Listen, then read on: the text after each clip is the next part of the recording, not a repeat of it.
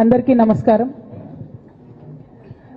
చాలా రోజుల తర్వాత మళ్ళా మీడియా మిత్రులందరినీ చూడడం చాలా సంతోషంగా ఉంది. మీ ద్వారా ప్రజలకు ఈ 15 రోజులు లేనటువంటి అంశాల్లో కొన్ని అంశాలు మాట్లాడదామని ఈరోజు మీడియా సమావేశం ఏర్పాటు చేయడం జరిగింది. ప్రధానంగా మీరు చూసినట్టయితే ఇప్పుడున్నటువంటి కాంగ్రెస్ ప్రభుత్వం అనుక్షణం కేసీఆర్ గారు జపం చేయడం, అనుక్షణం కేసీఆర్ గారి పరిపాలన బాగాలేదని చెప్పడం తప్పితే మరి వాళ్ళు ప్రజలకు ఏం చేస్తున్నారని మాత్రం ఇప్పటికి కూడా చెప్పడం లేదు.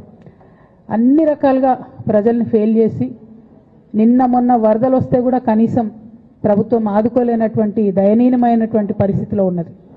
అంతేకాదు మేమందరం ఎంపీలుగా పనిచేసినటువంటి అనుభవం ఉంది. కేసీఆర్ గారు అయితే యూరియా కోసం మమ్మల్ని 6 నెలల ముందు నుండి చేజ్ చేసేవాళ్ళు. మీరందరూ వెళ్ళండి, తీసుకురండి, మంత్రుల్ని కలవండి, యూరియా ముందే తెచ్చుకుందాం, స్టాక్ పెట్టుకుందాం అని చెప్పి. అంటే ఒక పద్ధతి, ఒక ఆలోచన, ప్రజల పట్ల కన్సర్న్ ఉన్న ప్రభుత్వాలు ఎట్లా నడుస్తాయో ఒక తార్కాణంగా పనిచేసి చూపించినటువంటి కేసీఆర్ గారు ఒక పక్కన ఉంటే, ఇవాళ కాంగ్రెస్ పార్టీ లిటరల్గా కంప్లీట్గా ప్రజలను సేవ చేయడంలో, ప్రజలకు సేవ చేయడంలో ఫెయిల్ అయినటువంటి పార్టీగా కనిపిస్తున్నటువంటి సందర్భం. మరి అటువంటి పార్టీ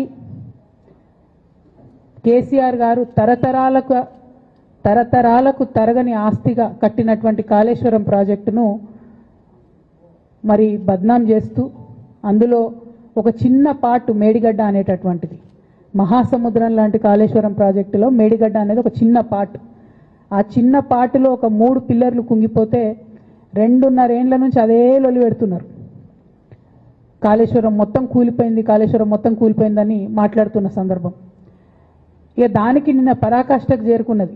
అసెంబ్లీ వేదికగా అనేక మాటలు కేసీఆర్ గారిని అనడం. నేను కేసీఆర్ గారి కూతురుగా, కేసీఆర్ గారిని దగ్గర నుండి చూసినటువంటి వ్యక్తిగా చెప్తున్నాను.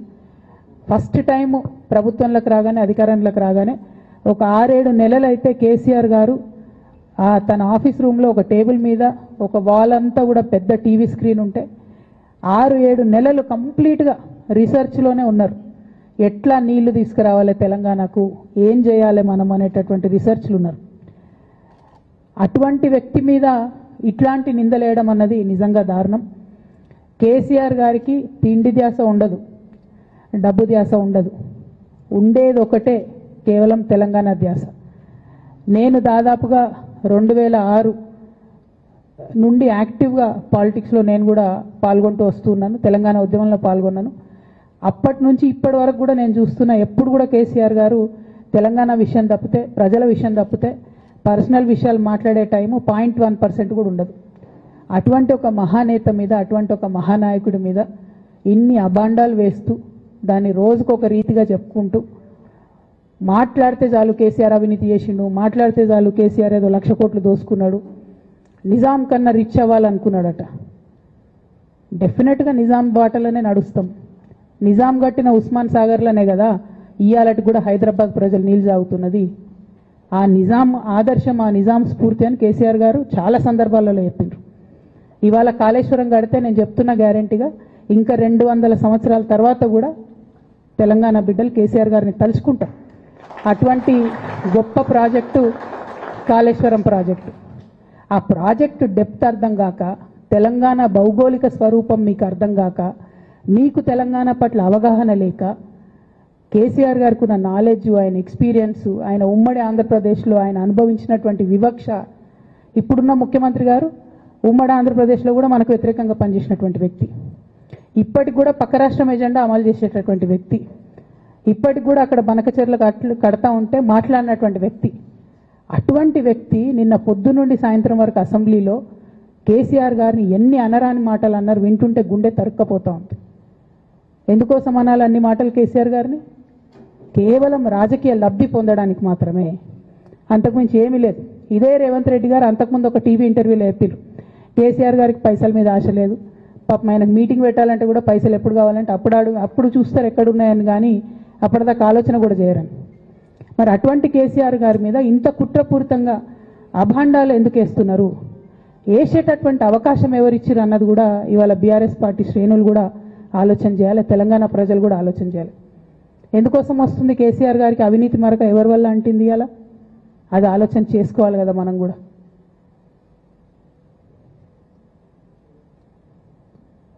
కొంతమంది కేసీఆర్ గారి పక్కన ఉన్నటువంటి వాళ్ళు కేసీఆర్ గారి పేరు చెప్పుకొని అనేక రకాలుగా లబ్ధి పొంది వారు చేసినటువంటి అనేక చెత్త పనుల వల్ల ఇవాళ కేసీఆర్ గారి పేరు బద్నామయ్యే పరిస్థితి వచ్చింది. అయినా మళ్ళీ వాళ్ళనే మోస్తాం, అయినా మళ్ళీ వాళ్ళనే ముందుకు తీసుకెళ్తామని అనుకుంటే పార్టీ ఎట్లా ముందటికి పోతుంది? ఒక బిడ్డగా నిజంగా నేను బాధపడతా ఉన్నాను. ఇవాళ 5 సంవత్సరాలు ఇరిగేషన్ మంత్రిగా చేసినటువంటి హరీష్ రావు గారిది మేజర్ పాత్ర లేదా దీంట్లో? అందుకే కదా కేసీఆర్ గారు వారిని సెకండ్ టర్మ్లో తప్పించిండ్రు. ఈ మొత్తం కాళేశ్వరం ఎపిసోడ్లో కేసీఆర్ గారికి మరక అంటిందంటే 2-3 వ్యక్తులు కారణం. మాజీ రాజ్యసభ సభ్యుడు ఒకలైతే, హరీష్ రావు గారు ఒకలైతే, మేఘా కృష్ణారెడ్డి గారు ఇంకోడు, మేఘానో బోగానో ఏదో. ఈ పెద్ద పెద్ద కాంట్రాక్టర్లు అందరితో కుమ్మక్కై కేసీఆర్ గారు ప్రజల కోసం ఆలోచన చేస్తే, నీళ్ల కోసం ఆలోచన చేస్తే, వీళ్ళు సొంత వనరుల కోసం, డెవలప్మెంట్ కోసం, ఆస్తులు పెంచుకోవడం కోసం ఆలోచన చేసి ఇవాళ మీ వల్ల రేవంత్ రెడ్డి లాంటి వ్యక్తి, తెలంగాణ ఉద్యమానికి సంబంధం లేని వ్యక్తి, కేసీఆర్ గారి కాలి గోటికి సరిపోని వ్యక్తి, ఆయన నిలబడి కేసీఆర్ గారిని చేయెత్తి చూపించి కేసీఆర్ గారి మీద సిబిఐ ఇవాళ నేను వేస్తా అని చెప్తున్నాడంటే కారణం ఎవరు దీనికి? నేను భరించిన, ఇదే హరీష్ రావు గారు, ఇదే సంతోష్ రావు గారు అనేక కుట్రలు చేసినా కూడా భరించిన. నా మీద ఓపెన్గా మీడియా మిత్రులందరితో రకరకాల మాటలు చెప్తే కూడా నేను భరించిన. నా పర్సనల్ అటాక్కి నేను ఎప్పుడు కూడా వాళ్ళను ఇంతవరకు పేరు పెట్టి పిలవలేదు, మాట్లాడలేదు. ఫస్ట్ టైం చెప్తున్నా నేను. ఎందుకోసం చెప్తున్నా? కేసీఆర్ గారికి ఈ వయసులో సిబిఐ ఎంక్వైరీ ఏందండి? ఎందుకోసం ఆ కర్మ పట్టింది? ఎందుకు భరించాలి? ఇటువంటి వాళ్ళని చూస్తూ ఎందుకోసం ప్రొటెక్ట్ చేసుకోవాలి? బీఆర్ఎస్ పార్టీ తమ్ములకు కోపం రావచ్చు, కానీ వాస్తవాలు చేదుగున్నా అప్పుడప్పుడు మాట్లాడుకుంటేనే, మందు తీసుకుంటేనే ఆరోగ్యం మంచిగా అవుతుంది. ఇట్లా చెప్పుకుంటూ పోతే చాలా చాలా అంశాలు ఉన్నాయి. వాటన్నిటి జోలికి నేను పోదలుచుకోలేదు. కానీ కేసీఆర్ గారు హిమాలయ పర్వతం అంత ఎత్తులాంటి పర్సనాలిటీ ఆయనది. ఆయనను చేయబెట్టి చూపించి అవినీతి అని అంటే నిజంగా చాలా బాధ అవుతూ ఉన్నది. ఎందుకంటే నా పెళ్ళప్పుడు నా పెళ్లి చేయడానికి కూడా ఇబ్బంది పడ్డటువంటి వ్యక్తి ఆయన. రాజకీయాలలో 40-50 ఏళ్ళు ఉంటే కూడా ఆస్తులు సంపాదించుకోలే కేసీఆర్ గారు. అనేక మంది అలా మాట్లాడుతుంటారు, చాలా మాటలు మాట్లాడుతుంటారు, కానీ నాకు తెలుసు, నేను దగ్గరుండి ఆర్థిక పరిస్థితి చూసిన కాబట్టి ఎన్నడూ ఆయనకు ఆశ లేదు. అటువంటి మనిషిని పట్టుకొని సిబిఐ ఎంక్వైరీ ఇస్తాం, ఇదేస్తాం, అదేస్తాం. ఎవరు కారణం దీనికి అంతటికి? ఈ చేతగాని కాంగ్రెస్ ప్రభుత్వం మీ ఏసీబీ వాళ్ళు పోయి కాళేశ్వరంలో పనిచేసిన 3 ఇంజనీర్లను పట్టుకుంటే ఒక్కొక్క ఇంజనీర్ దగ్గర 100 కోట్ల ఆస్తులు వెళ్తే మీకు ఎందుకు ఎంక్వైరీ చేసే దమ్ము లేదు? వాళ్ళు వెనకాల ఎవరున్నారో ఎందుకు ఎంక్వైరీ చేస్తలేరు? ఖచ్చితంగా నేను ఇవాళ చెప్తా ఉన్నా, హరీష్ రావు గారు వెనుక, సంతోష్ రావు గారు వెనుక రేవంత్ రెడ్డి గారు ఉన్నారు. వాళ్ళని ఖచ్చితంగా కాపాడతారు అన్ని విషయాలను. వాళ్ళని ఏమనరు, వాళ్ళ గురించి ఏం మాట్లాడరు. బాణం ఎంతసేపు కేసీఆర్ గారి మీద ఉంటుంది. కేసీఆర్ గారిని మాట్లాడాలి, కేసీఆర్ గారిని బదనాం చేయాలి. కానీ దగ్గరుండి ఈ అవినీతి అనకొండలు బీఆర్ఎస్ పార్టీని ఏదైతే డిస్టర్బ్ చేసిండ్రో వాళ్ళని మాత్రం ఏమనరు. ఈ ఇంటర్నల్ అండర్స్టాండింగ్ అనేది ఎక్స్పోజ్ కావాలి. రేపటి నుంచి నేను ఛాలెంజ్ చేసి చెప్తున్నా కదా, రేపటి నుంచి ఏం మాట్లాడతారు తెలుసా? ఈ మొత్తం బ్యాచ్లన్నిటికీ సోషల్ మీడియా బ్యాచ్లు ఉన్నాయి. వీళ్ళందరికీ బాగా చాలా చాలా బ్యాచ్లు ఉన్నాయి. వాళ్ళంతా రేపటి నుంచి ఏమంటారు? నన్ను ఒకళ్ళు బీజేపీ ఆపరేట్ చేస్తుంది అంటారు, ఒకళ్ళు కాంగ్రెస్ ఆపరేట్ చేస్తుంది అంటారు, ఒకళ్ళు రేవంత్ రెడ్డి చెప్తే మాట్లాడుతుంది అంటారు, ఇంకోళ్ళు బండి సంజయ్ చెప్తే మాట్లాడుతుంది అంటారు. ఖబర్దార్ బిడ్డ, నేను ఎవరు చెప్తే ఆడేటటువంటి తోలుబొమ్మని కాదు. నాది నాది నాది నాది కేసీఆర్ బ్లడ్, నాది తెలంగాణ బ్లడ్. ఇండిపెండెంట్గా నేను అనుకున్న విషయాన్ని చెప్తున్నాను. దానికి పొలిటికల్గా ఇబ్బంది అయినా, కష్టమైనా, నష్టమైనా నేనే భరిస్తా. కానీ దేవుళ్ళ లాంటి మా నాన్నను ఇవాళ సిబిఐ ఎంక్వైరీ చేసిండ్రంటే కడుపు రగులుకపోతా ఉంది ఒక బిడ్డగా. అందుకే చెప్తున్నా, ఇన్ని రోజులు చెప్పలే. ఆ మధ్యలో పోయినసారి నా కొడుకు గ్రాడ్యుయేట్ అయినప్పుడు వచ్చినప్పుడు నేను మా నాన్నకు రాసుకున్న లెటర్ లీక్ చేస్తే కూడా ఆ 70, 80, 90 రోజుల నాకు నరకం చూపిస్తున్నారు. ప్రతిరోజు సోషల్ మీడియాలో ఇష్టం వచ్చినట్టు రాపిస్తున్నారు. ఎప్పుడు వీళ్ళ పేర్లు తీసుకోలే. ఇష్టం వచ్చినట్టు ప్రెస్ వాళ్ళకు మాట్లాడుతూ చాలా విషయాలు చెప్తున్నారు. ఎప్పుడు వాళ్ళ పేర్లు తీసుకోలే, ఇలా తీసుకుంటున్నా. ఎందుకంటే విషయం నాది కాదు, ఇది తెలంగాణ పరువు ప్రతిష్టకు సంబంధించిన విషయం.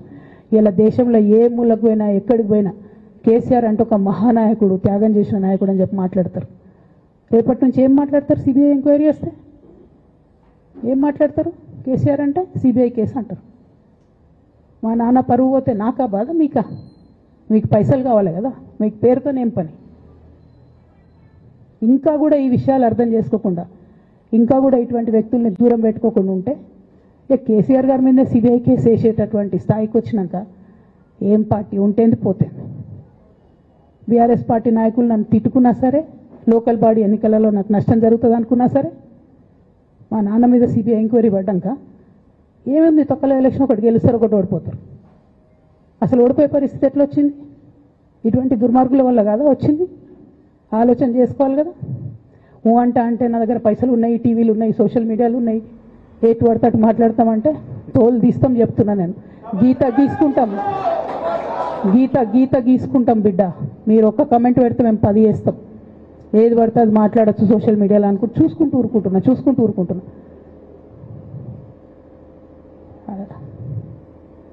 పెద్ద సార్ దగ్గరకు వచ్చినాక ఇక కాంప్రమైజ్ అయ్యేది ఏం లేదు. ఘోష్ కమిషన్ వేసిన రోజే నేను చెప్పిన, ఎందుకు రియాక్ట్ కాలేదు పార్టీ అని అడిగిన ఆ రోజునే. నిన్న సిబిఐ ఎంక్వైరీ వేస్తున్నా అని రేవంత్ రెడ్డి గారు అసెంబ్లీలో చెప్తే తెలంగాణ బంద్ కాలియద్దా, బగ్గు మనొద్దా తెలంగాణ? ఎట్లా మాట్లాడతారు? నిజంగానే మనిషి అవినీతి అయితే, నిజంగానే మనిషి డబ్బులు తినోడైతే వేరు మాట. ఆయనకు తిండి మీద కూడా ధ్యాస ఉండదా బాబు? తెలంగాణ అదే పిచ్చి. అట్లాంటి మనిషిని పట్టుకొని ఇవాళ ఏది పడితే అది మాట్లాడితే కూడా రియాక్ట్ కాకపోవడం చాలా దారుణం, చాలా దారుణం. నేను దీన్ని తీవ్రంగా ఖండిస్తున్నా. At the same time Congress government PC Ghosh commission వేసిండ్రు. రెండేళ్ల నుంచి టైంపాస్ చేస్తారు. ఆ కమిషన్ రిపోర్ట్ వచ్చింది. ఆ రిపోర్ట్ నిన్న అసెంబ్లీలో పెట్టిండ్రు. ఇంకా దానికి ఏం లేదు, దాంట్లోకి ఏం చర్యలు తీసుకుంటారో చెప్పారు, ఏం చేస్తారో చెప్పారు. తక్కువ సిబిఐకి ఇచ్చేస్తారు. అంటే ఇది ప్రీ ప్లాన్డ్, ప్రీ మెడిటేటెడ్, ఖచ్చితంగా కేసీఆర్ గారి ప్రతిష్ట దెబ్బతీయాలనేటటువంటి ప్రీ మెడిటేటెడ్ అటాక్ తప్పితే ఇంకోటి కాదు. ఇన్ని ఏజెన్సీస్ ఉన్నాయి రాష్ట్ర ప్రభుత్వంలో. మీ ఏసీబీకే దొరికింది కదా ఇదే కాళేశ్వరంలో అవినీతి తిమంగళాలు. ఏమైంది అది? ఏమైంది? ఆ రిపోర్ట్ ఏమైంది? వాళ్ళ మీద చర్యలు ఏమైనాయి? దాని కంక్లూజన్ ఏంది? ఒక్క చిన్న ఎంక్వైరీ కూడా ఇప్పటివరకు కంక్లూడ్ చేయలేదు కాంగ్రెస్ గవర్నమెంట్. ప్రచారం ఎక్కువ, పని తక్కువ. ఎప్పుడైనా మీ తప్పిదాలు బయటపడుతున్నాయి అనుకుంటే, ఎప్పుడన్నా ప్రజలు తిరగబడతారు అనుకుంటే వెంటనే ఒక రిపోర్ట్ వేయాలి, వెంటనే కేసీఆర్ మీద ఒక ఆరోపణ చేయాలి. ఇప్పటికి కూడా రేవంత్ రెడ్డి గారికి కేసీఆర్ గారి పేరు చెప్పుకోకపోతే ఆయన ఫోటో కూడా పేపర్లో వేరేమని భయం పాపం. అందుకని ఆయన రోజు పొద్దుగాలేస్తే కేసీఆర్ని తిట్టుడే తప్పితే ఇంతవరకు కూడా వేరే ఆలోచన చేయడం లేదు. మేము డిమాండ్ చేస్తూ ఉన్నాం కాంగ్రెస్ ప్రభుత్వాన్ని, మీరు బట్టగాల్చి మీదేసినట్టు ఆరోపణలు వేయడం కాదు, మీకు దమ్ము ధైర్యం ఉంటే నేను పేర్లు కూడా చెప్పిన, చూడండి ఎక్కడి వరకు పోతారో చూస్తాం. మీకు అండర్స్టాండింగ్ లేకపోతే మీకు అండర్స్టాండింగ్ పెట్టుకొని కేసీఆర్ గారిని టార్గెట్ చేయడం ఇది పొలిటికల్గా కరెక్ట్ కాదు. మన రాష్ట్రంలో ఇటువంటి వాతావరణం ఇదివరకు లేకుండే, రేపు పొద్దున కూడా ఉండొద్దని చెప్పి నేను కోరుతాను. కాంగ్రెస్ ప్రభుత్వం కేవలం కాళేశ్వరం విషయమే కాదు, బీసీల విషయంలో ఎంతగా మోసం చేస్తున్నారు. ఫస్ట్ ఏమో బిల్లు పెడతారు, మేమందరం లొల్లి పెడితే టైంపాస్ చేసి 1.5 year తర్వాత బిల్లు పెట్టిరు. బిల్లు పెడితే కనీసం గవర్నర్ దగ్గర పోరు, కనీసం రాష్ట్రపతి దగ్గర పోరు, ప్రధానమంత్రి దగ్గర పోరు. గవర్నర్ పెండింగ్ పెట్టుకుంటే ఎందుకు సుప్రీంకోర్టు కోతలేరు? ఇంకా కూడా మళ్ళీ ఛాలెంజ్ చేసి అడుగుతా ఉన్నాను నేను, ఎందుకు సుప్రీంకోర్టు కోతలేరు? మీరు September 30 లోపల ఎన్నికలు చేస్తామని చెప్పిండ్రు. September 30 లోపలన్నా సుప్రీంకోర్టుకు పోండి. డీమ్ టు బి అప్రూవ్డ్ అనుకుంటే ఇదే ఎలక్షన్లో బెనిఫిట్ అవుతుంది కదా బీసీలకు. ఆ తర్వాత ఇంకొక ఆర్డినెన్స్ తెచ్చిరు, అది పెండింగ్ ఉంది గవర్నర్ దగ్గర. కనీసం దాని మీద సుప్రీంకోర్టు కోండి, దాని మీద కూడా పోతలేరు. మళ్ళీ నిన్న కొత్త కథ, 50% స్లాబ్ ఎత్తేస్తామట. కామెడీ రోజుకి. ఏంది ఇది? ఎందుకోసం అంటే ఇదంతా బీహార్లో ఎన్నికలు అవుతున్నాయి. వాళ్ళ రాహుల్ గాంధీ గారి పిఆర్ యాక్టివిటీకి రోజు ముచ్చడి చెప్పాలి ఆయన. ఇక్కడ వీళ్ళు నిన్న 50% క్యాప్ ఎత్తేస్తున్నామని కొత్త కథ చెప్పిండ్రు. మీరు చూడుని రేపెల్లుండి నుంచి రాహుల్ గాంధీ బీహార్లో ఏం మాట్లాడతాడు, హమ్నే 50% సీట్ తోడది అంటాడు ఆయన బీహార్ ఎన్నికలలో. ఆయన అక్కడ చెప్పుకోవాలి కాబట్టి పిఆర్ యాక్టివిటీ కోసం వీళ్ళు ఇక్కడ చేస్తున్నారు తప్పితే బీహార్ ఎన్నికల కోసం తెలంగాణ బీసీ బిడ్డలను బలిపెడుతున్నారు రేవంత్ రెడ్డి గారు తప్పితే నిజంగా చిత్తశుద్ధితోని బీసీలకు ఏదైనా బెనిఫిట్ చేద్దామనే ఉద్దేశమే మీకు లేదు.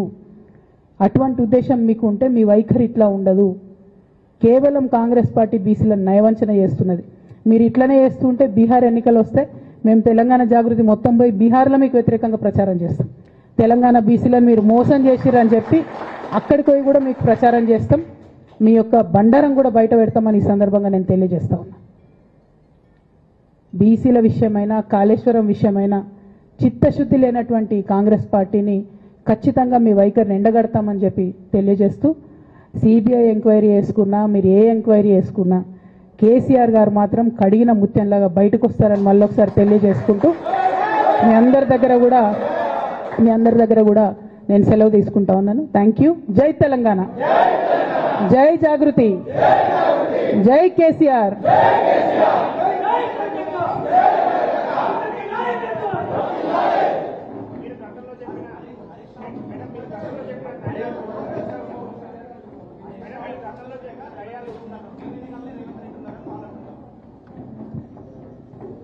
జై తెలంగాణ. Thank you.